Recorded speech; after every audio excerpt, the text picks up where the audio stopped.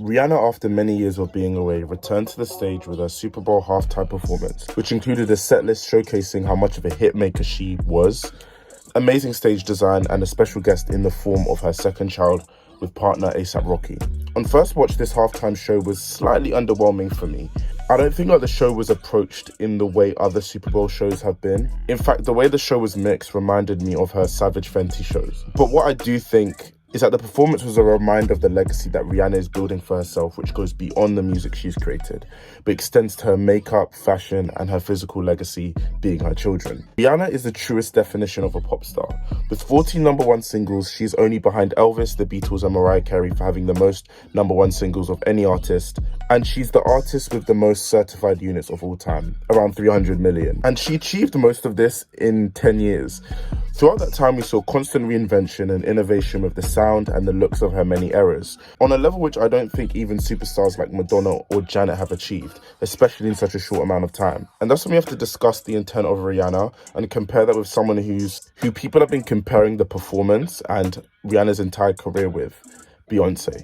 Ultimately, the two artists are nothing alike, and when you really consider intent and purpose, Beyonce strives for longevity and high standard of performance by carving a lane that hasn't been walked down yet, whereas Rihanna's cultural dominance comes from the fact that she's constantly asserted herself by being on trend and subsequently setting the trend. This performance is an assertion that Rihanna, she by herself, is enough to captivate an audience. She's remained a pop culture constant, and I really don't think there's anything that could truly express or show the impact of her music. Like, you really had to be there, because I promise you, you know somebody who has shaven half of their head or dyed their hair red because of Rihanna. And in actuality, it's quite difficult for her to represent all of her eras in 13 minutes visually. Now, was it this comeback moment that everyone was expecting? No. And did it need to be that?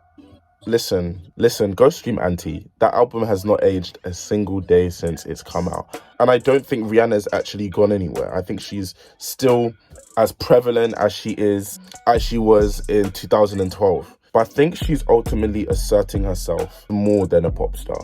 And I mean, what's made Rihanna so popular, similarly to a Madonna, it's not necessarily the vocals, the choreography, or stage presence. It's the aesthetic. It's the aesthetic which I think has really cemented her success.